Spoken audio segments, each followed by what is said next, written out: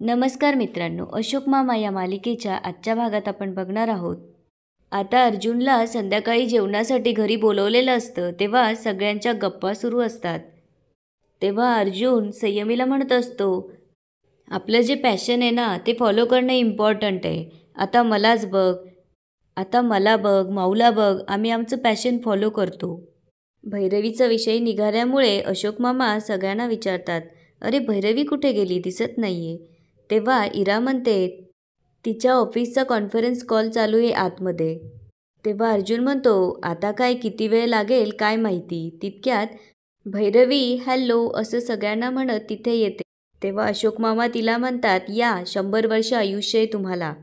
आणि तिला विचारतात, झाला का कॉल की अजून काही बाकी आहे. त्यावर भैरवी म्हणते, हो झालं, सगळं झालं, आता फक्त अनिशला कॉल करायचं बाकी आहे. तो आला की मग जेवायला बसूया. तितक्यात अनिश येतो. तेव्हा इरा म्हणते, आजोबा आला काका, बघा त्याला पण 100 वर्ष आयुष्य आहे. अनिश घरी आल्यावर जेव्हा अर्जुनला बघतो तेव्हा तो विचारतो, आज काय घरी पण कामाच्या मीटिंग्स आहेत का. त्यावर अशोक मामा म्हणतात, नाही नाही अजिबात नाही हं. तो इथे तिचा बॉस म्हणून नाही आलेला तर माझा मित्र म्हणून आलाय. आणि ते अर्जुनला म्हणतात, काय आप्पासाहेब. त्यावर अर्जुन म्हणतो, येस यंग मॅन. आणि दोघंही एकमेकांची टाळी घेत हसू लागतात. तेव्हा भैरवी अनिशला म्हणते, बरं झालं टायमिंगवर आलास, तुलाच फोन करत होते मी. तेव्हा अनिश तिला विचारतो, का. त्यावर भैरवी म्हणते, कारण तू निघतोयस असं मला कळवलं नव्हतंस ना. त्यावर अनिश म्हणतो, तू कळवलं होतंस का मला. हल्ली बऱ्याच गोष्टी सांगत नाही आहेस तू, आणि हेही सांगितलं नाही की हा येणार आहे. तेव्हा भैरवी अनिशला म्हणते, अनिश अरे आम्ही बरोबरच आलो. त्यावर अनिश म्हणतो, म्हणून कळवायचं नाही का. त्यावर भैरवी म्हणते, अरे तुला मी कॉल केले, तू चेक कर, तू उचलले नाही. त्यावर अनिश म्हणतो, गेले काही दिवस मी तुला किती कॉल केले तेव्हा तू उचलले नाही, आठवतंय का. तेव्हा भैरवी म्हणते, ठीक आहे, पुढच्या वेळेपासनं सगळं कामधाम सोडून तुझाच फोन उचलेल मी, ओके. आणि ती त्याला विचारते, काय झालंय, काय प्रॉब्लेम आहे, का चिडचिड करतोयस. त्यावर तो म्हणतो, तू प्रेमाने बोलतीयस, तू काय वेगळं करतीयस. दोघातलं भांडण वाढत असतं. तेव्हा अर्जुन त्यांना थांबवत म्हणतो, एक मिनिट गाईज, का भांडताय. सोप्या आहेत ना गोष्टी. आणि तो अनिशला म्हणतो, हे बघ पुढच्या वेळेपासनं तू फोन कर. आणि भैरवीला म्हणतो, तू कळव ना, कर ना मेसेज त्याला. आणि तो म्हणतो, गोष्टी सोप्या असतात, आपण त्यांना कॉम्प्लिकेट करतो. आणि अशोक मामांकडे बघून म्हणतो, काय यंग मॅन. तेव्हा अशोक मामा त्याला म्हणतात, लाखाचं बोललात तुम्ही, सगळं सोपं आहे पण आपणच त्यांना कॉम्प्लिकेट करत असतो.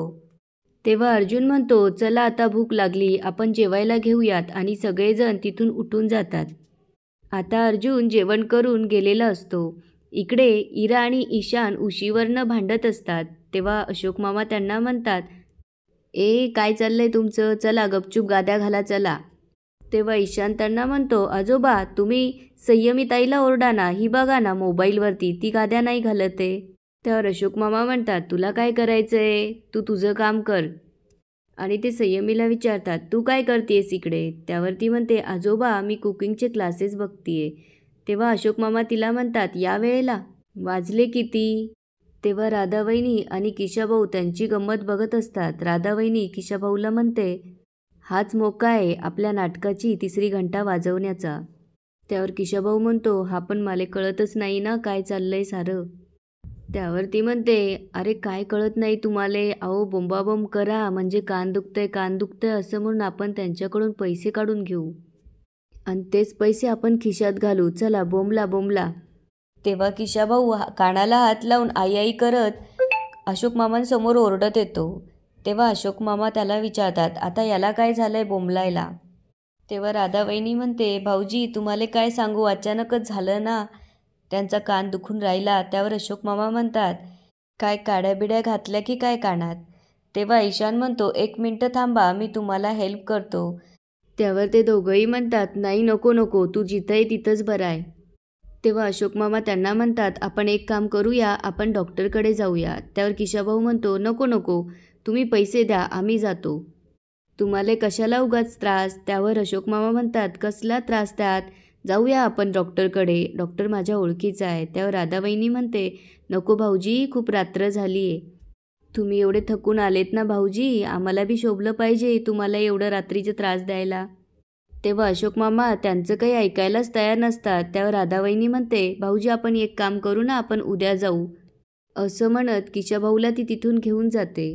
तेव्हा अशोक मामा म्हणतात, एवढी मोठी घंटा त्याच्या कानाजवळ वाजत असताना त्याचा कान दुखणार नाही मग काय होईल? नशीब फुटला नाही. त्यावर सगळेजण हसू लागतात. इकडे अनिश आणि भैरवी नेहमीप्रमाणे बाहेर फिरायला आलेले असतात. तेव्हा दोघंही एकमेकांना चोरून बघत असतात, पण एकमेकांशी बोलत नसतात. तेव्हा भैरवी अनिशच्या जवळ जाऊन त्याला आवाज देत म्हणते, अनिश सॉरी, प्लीज माझ्यावर असा नको ना चिडू. मला सवय नाही तुला असं बघायची. मी सैरवैर होते, मला काही सुचत नाही. तेव्हा अनिश तिला म्हणतो, तू जर मला भेटली नाहीस तर मी पण सैरवैर होतो, माझी चिडचिड होते. त्यावर भैरवी म्हणते, मी काय मुद्दाम करतेय का अनिश? मला काय आनंद होतोय का तुझ्यापासून लांब राहून?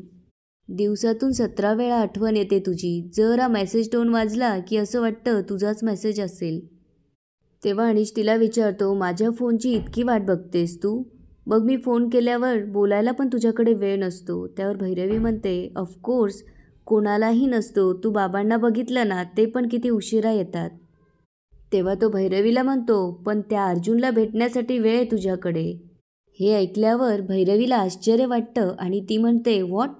अच्छा, तर हे कारण आहे तुझं चिडचिड करण्यामागचं.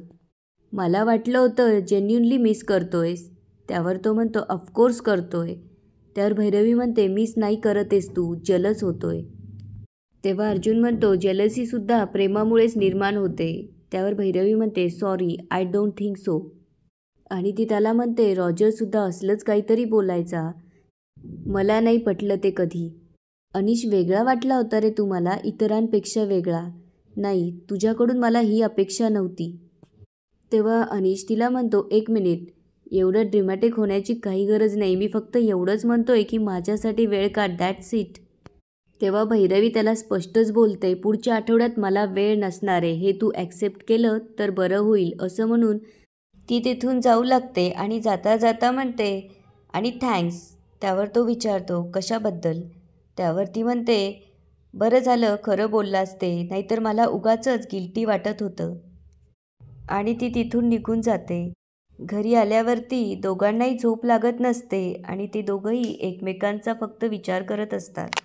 दुसऱ्या दिवशी सकाळी अनिश ऑफिसला जायला निघतो. तेव्हा भैरवी त्याचा टिफिन टेबलवर आणून ठेवते आणि पुन्हा आत निघून जाते. अनिश तिची वाट बघत बाहेर उभा असतो. तेव्हा राधावहिनी आणि किशाभाऊ दोघांची गंमत बघत असतात.